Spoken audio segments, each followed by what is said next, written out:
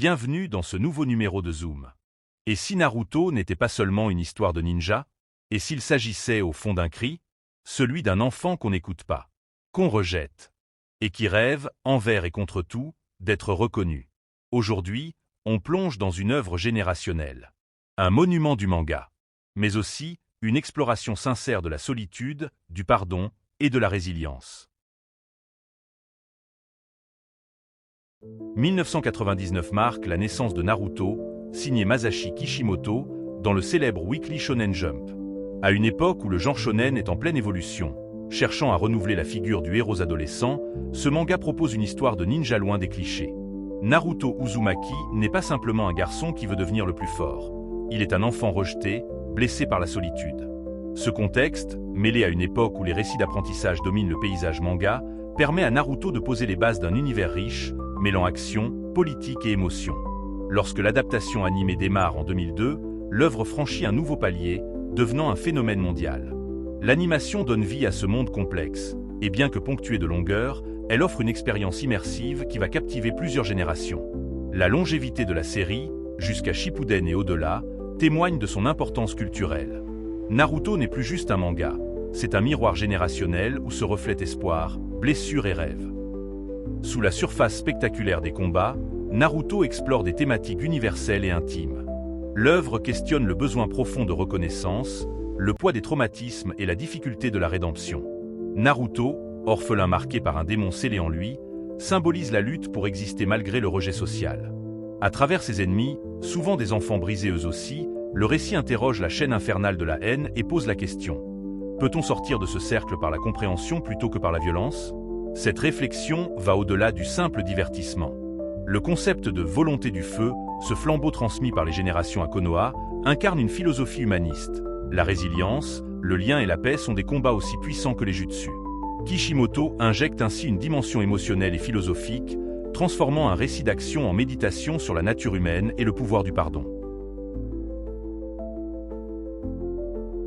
Avec l'arrivée de Shippuden, le ton change notablement. La série gagne en maturité et en profondeur. L'univers se complexifie, mélange politique, mysticisme et conflits idéologiques. La mise en scène se fait plus ambitieuse, en particulier lors de l'arc de Pain, qui combine des scènes apocalyptiques à une exploration intense du concept de paix. L'animation et la musique de Takanashi Yasuharu renforcent cette atmosphère unique, créant une expérience audiovisuelle puissante qui captive au-delà des seules scènes d'action. Les combats eux-mêmes deviennent des dialogues d'idéologie, où chaque affrontement questionne la nature du héros et de son ennemi. Ce crescendo narratif est une réussite qui confère à Naruto une stature épique. C'est dans ces moments que l'œuvre dépasse le cadre du shonen classique, offrant une fresque où la psychologie des personnages prime sur la simple démonstration de force. Les symboles parsèment l'univers de Naruto avec subtilité et force. Le bandeau frontal n'est pas qu'un signe d'appartenance au village. C'est une cicatrice visible qui marque l'identité assumée. Le Sharingan, œil des Uchiwa, symbolise la mémoire et le poids du passé. Le démon renard scellé en Naruto est la part sombre que chacun doit apprendre à dompter. Même les lieux, comme la forêt des morts, sont des métaphores puissantes du passage à l'âge adulte. Ces éléments nourrissent un sous-texte riche qui donne à l'œuvre une profondeur rare dans le genre. À travers ces symboles, Naruto parle d'acceptation, d'identité et d'humanité avec une poésie discrète mais constante.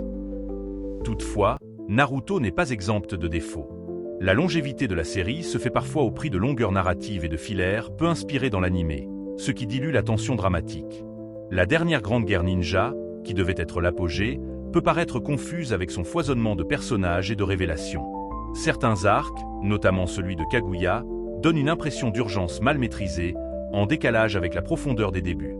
Par ailleurs, la représentation des personnages féminins reste un point faible notable. Malgré leur importance, elles sont souvent cantonnées à des rôles secondaires ou à des stéréotypes, ce qui contraste avec la richesse émotionnelle accordée aux héros masculins. Cette lacune révèle une limite structurelle dans la narration, qui aurait gagné à offrir plus de voix et d'autonomie à ses héroïnes.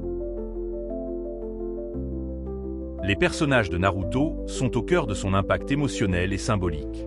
Chaque figure incarne une facette de l'identité et de la lutte intérieure. Itachi, avec son sacrifice silencieux, illustre le poids du devoir et de l'amour tragique. Obito, reflet noir de Naruto, questionne la frontière entre lumière et ténèbres. Gaara, Rock Lee, Hinata incarne des formes différentes de résilience face à l'adversité. Cette galerie humaine forme un kaléidoscope d'expériences et de blessures, où chacun cherche sa place. Le récit excelle dans la construction de ces arcs, qui transcendent souvent la simple fonction narrative pour devenir des allégories universelles sur la souffrance, le pardon et la rédemption. Naruto n'est pas seul, parce qu'il est fait de tous ces liens.